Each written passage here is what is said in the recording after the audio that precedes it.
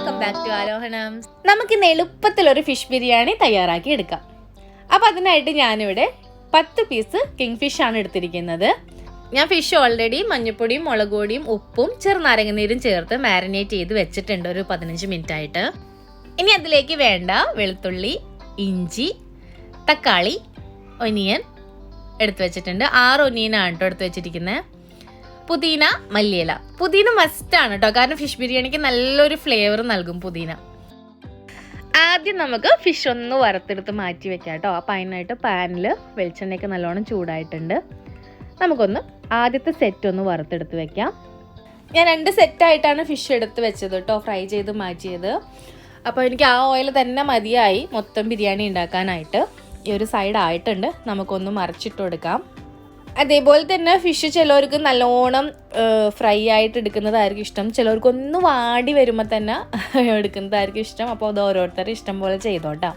പക്ഷെ ഫ്രൈ ആകുമ്പോഴും നമ്മൾ ഒരുപാട് ഫ്രൈ ആയി ക്രിസ്പി ആക്കരുത് ഫിഷ് ഫ്രൈ ചെയ്യുന്ന പോലെ. അപ്പോൾ നമ്മൾ ആ ബിരിയാണിയുടെ ഉള്ള ആ ജ്യൂസി ഫീല് നഷ്ടപ്പെടും.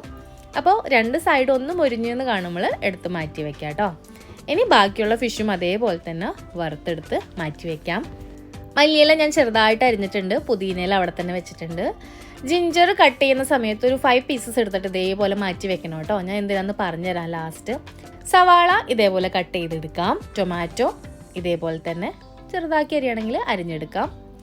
ഇനി നമുക്ക് റൈസ് ഒന്ന് സോക്ക് ചെയ്തിടാം. ഞാൻ 3.5 ഗ്ലാസ് അരിയാണ് ഇവിടെ ഉപയോഗിച്ചത്. അപ്പോൾ കട്ടിയുള്ള അരിയാണെന്നുണ്ടെങ്കിൽ അതൊരു 1/2 hour സോക്ക് ചെയ്യാനിടാം. കട്ടിയില്ലാത്ത വൈറ്റ് കളർ ആണെന്നുണ്ടെങ്കിൽ ഒരു 15 മിനിറ്റോളം. എനിക്കിത് 2ൻ്റെ മിഡിലുള്ള അരിയായി പ്രാവശ്യം കിട്ടിയത്.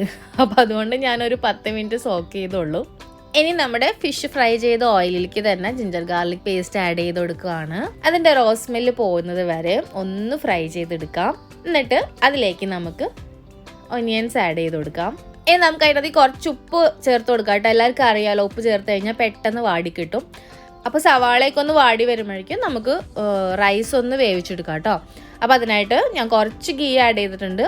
അതിലേക്ക് നമുക്ക് കറുകപ്പട്ടയും ഗ്രാമ്പും ഏലക്കായയും ഇട്ട് ഒന്ന് ഫ്രൈ ആക്കി എടുക്കാം. അപ്പോൾ അതൊന്ന് ചെറുതായിട്ട് ഫ്രൈ ആയി വരുമ്പോൾ അതിലേക്ക് 1/2 സ്പൂൺ പെരിഞ്ജീരകം കൂടി ചേർത്ത് കൊടുക്കാം. ഫിഷ് ബിരിയാണിയിൽ എനിക്ക് ആ ഒരു ഫ്ലേവർ ഭയങ്കര ഇഷ്ടമാണ്. പെരിഞ്ജീരകത്തിൻ്റെയും മിൻറ്റ് ലീവ്സിൻ്റെയും ആ ഒരു സ്മെല്ല് നല്ലതാണ്. ഞാൻ ഓൾറെഡി വെള്ളം ചൂടാക്കാൻ വെച്ചിട്ടുണ്ടായിരുന്നു. അപ്പോൾ തളിച്ച വെള്ളം തന്നെ ഞാൻ ആഡ് ചെയ്ത് കൊടുക്കുകയാണ്. അപ്പോൾ അത്രയും സമയം പോയില്ലല്ലോ. ഇനി നമുക്ക് കുറച്ച് ഉപ്പ് ആഡ് ചെയ്ത് കൊടുക്കാം കേട്ടോ. അപ്പോൾ ഈ വെള്ളത്തിൽ കുറച്ച് മേലെ നിൽക്കണം ഉപ്പിൻ്റെ ടേസ്റ്റ്, എന്നാലേ ചോറ് വേവുമ്പോൾ കറക്റ്റായിട്ട് ഉപ്പ് അതിൽ പിടിക്കുള്ളൂ. കറക്റ്റായിട്ട് കുതിർന്നിട്ടുണ്ട്. ഞാനപ്പോൾ അത് വെള്ളം നല്ലോണം ചൂടായി തിളച്ചിട്ടുണ്ട്, അതിലേക്ക് ആഡ് ചെയ്ത് കൊടുക്കുകയാണ്. നമ്മൾ ഈ ചിക്കൻ ബിരിയാണി ഉണ്ടാക്കുമ്പോൾ ദമ്മുണ്ടാക്കുമ്പോൾ ഒരു 20 മിനിറ്റോളം ദമ്മിടും. അത് കാരണം റൈസ് ഒന്ന് തിളച്ച് വരുമ്പോഴേക്കും നമ്മൾ ഊറ്റിയെടുക്കും. പക്ഷേ ഈ ഫിഷ് ബിരിയാണി ഉണ്ടാക്കുമ്പോൾ അങ്ങനെ ഒരുപാട് നേരം ഞാൻ ദമ്മിടാറില്ല. എനിക്ക് ആ ഫിഷിൻ്റെ സ്മെൽ ഒരുപാട് റൈസിലേക്ക് പിടിക്കണത് ഇഷ്ടമല്ല. അപ്പോൾ അതുകൊണ്ട് തന്നെ റൈസ് കറക്റ്റായിട്ട് കുക്കായതിന് ശേഷം മാത്രമാണ് ഞാൻ വാർത്തെടുക്കാറുള്ളൂ കേട്ടോ. കണ്ടോ, ഒരു പൊടിക്കൂടെ വേവാനുണ്ട് കേട്ടോ. അത് കഴിഞ്ഞിട്ട് നമുക്ക് എടുത്തിട്ട് വെള്ളമൊക്കെ കളഞ്ഞ് ഊറ്റിയെടുത്ത് വെക്കാം. ഇടുമ്പോൾ വെള്ളത്തോടു കൂടി ഇടരുത് കേട്ടോ. വെള്ളത്തോടു കൂടി ഇട്ട് കഴിഞ്ഞിട്ടുണ്ടെങ്കിൽ ബിരിയാണി കുഴഞ്ഞു പോകും. അപ്പോൾ ഇനി അതിൻ്റെ അകത്തേക്ക് സവാള നല്ലോണം വാടിയിട്ടുണ്ട്. ഇനി അതിൻ്റെ അകത്തേക്ക് ഞാൻ 1 സ്പൂൺ മല്ലിപ്പൊടി ഇട്ടിട്ടുണ്ട്, 1/2 സ്പൂൺ മഞ്ഞൾപ്പൊടി ഇട്ടിട്ടുണ്ട്, 2 സ്പൂൺ ഗരം മസാല ഇട്ടിട്ടുണ്ട്. എൻ്റെ ഒരു ബഹ്റൈനി മസാല ഇരിക്കുന്നുണ്ടായിരുന്നു, അപ്പോൾ അത് ഓപ്ഷണലാണ്. എന്തെങ്കിലും ബിരിയാണി മസാല ഉണ്ടെങ്കിൽ ആഡ് ചെയ്യും, ഇഡ്ഡലിയിലും കുഴപ്പമൊന്നുമില്ല. 1/2 സ്പൂൺ മുളക് പൊടി ആഡ് ചെയ്യുന്നുള്ളൂ.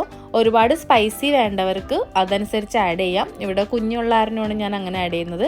കുരുമുളക് പൊടി ആഡ് ചെയ്താലും നല്ലതാണ്. അപ്പോൾ ഞാനിവിടെ കുരുമുളക് ഇട്ടത് എനിക്ക് പറക്കി മാറ്റാമല്ലോ പിള്ളേർക്ക് കൊടുക്കുമ്പോൾ, അതുകൊണ്ടാണ് കേട്ടോ. ഇനി അതിൻ്റെ റോസ്മെല്ല് പോകുന്നത് വരെ ഒന്ന് ഫ്രൈ ചെയ്തെടുത്തിട്ട് നമുക്ക് തക്കാളി ആഡ് ചെയ്ത് കൊടുക്കാം. അതേപോലെ തന്നെ ഈ സമയത്ത് ഉപ്പൊന്ന് നോക്കണം. ഫിഷിലും ചോറിലൊക്കെ ഉപ്പിട്ട കാരണം ഞാൻ സവാളയിൽ കുറച്ചിട്ടിട്ടുണ്ടായിരുന്നുള്ളൂ. അപ്പോൾ എനിക്ക് കുറച്ചുകൂടി ഉപ്പ് ആഡ് ചെയ്യേണ്ടി വന്നു. നമുക്കിനി അതൊന്ന് അടച്ച് വെച്ച് ഒരു 5 മിനിറ്റ് ഒന്ന് വേവിച്ചെടുക്കാവേ. കറക്റ്റായിട്ട് വെന്തിട്ടുണ്ട്. ഞാൻ ഫ്ലെയിം ഓഫ് ചെയ്തു. കുറച്ച് മല്ലിയില അതിൻ്റെ മേലെ ഇട്ട് കൊടുത്തു. പുളിയില്ലാത്ത തൈര് 2 സ്പൂൺ ആഡ് ചെയ്യുവാണ്. അത് ഓപ്ഷനിലാണ്, ഇഷ്ടമില്ലാത്തവർ ആഡ് ചെയ്യേണ്ട. ഫിഷിൽ ചിലവർ ആഡ് ചെയ്യത്തില്ല. ഇനി നല്ലോണം മിക്സ് ചെയ്തിട്ട് കുറച്ചെടുത്ത് ഞാൻ മാറ്റി വയ്ക്കുവാണ് കേട്ടോ. കാരണം ഫിഷിനെ ഒന്ന് പൊതിഞ്ഞ് ലെയറാക്കാൻ വേണ്ടിയിട്ട് കുറച്ച് പോർഷൻ നമുക്കെടുത്ത് മാറ്റി വയ്ക്കാം. ബാക്കിയുള്ളത് നമുക്കൊന്ന് പരത്തി കൊടുക്കാം. അതിനുശേഷം നമുക്ക് മല്ലിയില 3 എണ്ണം എടുത്തിങ്ങനെ വെച്ച് കൊടുക്കാം കേട്ടോ. അപ്പോൾ ആ ചോറിനും ആ മസാലയ്ക്കൊക്കെ ആ സ്മെല്ല് പിടിക്കും. ഇനി അതിന് മേലെ ഞാൻ ഫിഷ് പരത്തി വെക്കുവാണ്. ഇനി അതിൻ്റെ മേലേക്ക് കുറച്ച് മസാല ഇട്ട് കൊടുക്കാം. ഈ പ്രോസസ്സൊക്കെ അറിയാലോ, നമ്മൾ ദം ബിരിയാണി ഉണ്ടാക്കുന്ന പോലെ തന്നെ എല്ലാ മസാല എല്ലായിടത്തേക്കും ആക്കി കൊടുക്കാം. ഇനി അതിൻ്റെ മേലേക്ക് ലെയറായിട്ട് ചോറിടാം. അപ്പം ഞാൻ മുന്നും പറഞ്ഞിട്ടുണ്ട്, വെള്ളമില്ലാതെ വെതറി തന്നെ ചോറിടണം കേട്ടോ, അല്ലെങ്കിൽ കുഴഞ്ഞു പോവും. ഇനി അതിൻ്റെ മേലേക്ക് നമുക്ക് കുറച്ച് മല്ലിയിലയും നെയ്യും ഇട്ട് കൊടുക്കാം. പുതിന ഇല ഒരുപാട് ഫ്ലേവർ ഇഷ്ടമില്ലാത്തവർ ആഡ് ചെയ്യേണ്ട, അല്ലെങ്കിൽ ഒരെണ്ണം ആഡ് ചെയ്തോട്ടോ. ഇനി അതിൻ്റെ മേലേക്ക് നമുക്ക് ഒരു 2 പിഞ്ച് ഗരം മസാല ഒന്ന് തൂവി കൊടുക്കാം. അപ്പോൾ എൻ്റെ ഫ്രണ്ട് ഷംന പറഞ്ഞു തന്നൊരു ടിപ്സാണ് കേട്ടോ ഇത്. അത് ആ ചോറിനൊരു ഡിഫറെൻറ്റ് ഫ്ലേവർ വരാൻ വേണ്ടിയിട്ട്. ഇനി അതിൻ്റെ മേലേക്ക് മസാല കുറച്ച് ഇട്ട് കൊടുക്കാം കേട്ടോ. ഇനി നമ്മൾ എടുത്തു വെച്ചിരിക്കുന്ന ഫിഷ് ഒന്ന് കറക്റ്റായിട്ട് ഒരു ലെയറായിട്ട് വെച്ച് കൊടുക്കാം. ഇനി സെയിം പ്രോസസ്സ് തന്നെ നമ്മൾ മസാല വീണ്ടും വെച്ച് കൊടുക്കുന്നു, മല്ലിയില ഇടുന്നു, റൈസ് ഇടുന്നു. അപ്പോൾ ഞാനിവിടെ ഒനിയൻസും റൈസിൻസും ഒന്നും ബിരിയാണിയിൽ ഇടലില്ല, ഇവിടെ ആർക്കും ഇഷ്ടമില്ലാത്തതിൻ്റെ പേരിൽ. അപ്പോൾ റൈസിൻസും ഒനിയൻസൊക്കെ വറുത്ത് വെച്ചിട്ടുള്ളവരാണെന്നുണ്ടെങ്കിൽ ഇതിന് മേലെ ഗാർണിഷൊക്കെ ചെയ്തോട്ടോ. അപ്പോൾ ആ ഒരു ടേസ്റ്റ് കൂടെ ബിരിയാണിക്ക് പിടിക്കുമ്പോൾ നല്ല ടേസ്റ്റ് ഉണ്ടാകും. ഇനി നമുക്ക് അതിന് മേലെ പുതിന മല്ലിയിലേക്ക് ഇട്ട് കൊടുക്കാം. നേരത്തെ ഞാൻ പറഞ്ഞില്ല ഒരു ഇഞ്ചിയുടെ കഷ്ണം കട്ടിയിൽ അരിഞ്ഞു വെക്കണമെന്ന്, അതിങ്ങനെ റൈസിൽ കുത്തി നിർത്താം കേട്ടോ.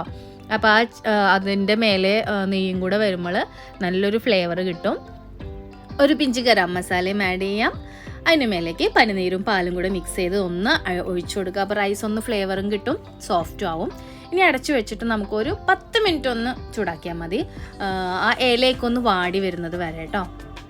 ദമ്മായിട്ട് ഇടുന്നവർക്ക് വേണമെങ്കിൽ അതിൻ്റെ ചുറ്റിലും മാവോ അല്ലെങ്കിൽ ടിഷ്യൂ നനച്ചിട്ടോ ഒക്കെ വെച്ച് ദമ്മിടാം കേട്ടോ. ഇതിപ്പോൾ കണ്ടോ നല്ലോണം ഇലയൊക്കെ വാടി പെർഫെക്റ്റ് ആയിട്ടുണ്ട്. എക്സ്ട്രാ ഗാർണിഷിങ്ങിനും കാഷ്യൂനട്ടും റൈസിൻസൊക്കെ ആഡ് ചെയ്യുന്നവരാണെന്നുണ്ടെങ്കിൽ ആഡ് ചെയ്യാം കേട്ടോ. ഇനി നമുക്കിത് ഫിഷ് ഒന്ന് എടുക്കാം, പൊടിയാതെ എടുക്കണം. അപ്പോൾ ആദ്യത്തെ ലെയറിൽ നമ്മൾ ഏറ്റവും താഴെ ഇട്ട ലെയറിൽ ഫിഷ് നല്ല ഡ്രൈ ആയിട്ട് കിട്ടുകയും ചെയ്യും, മുകളിലുള്ള ഫിഷ് നല്ല ജ്യൂസി ഫോമിലും കിട്ടും കേട്ടോ.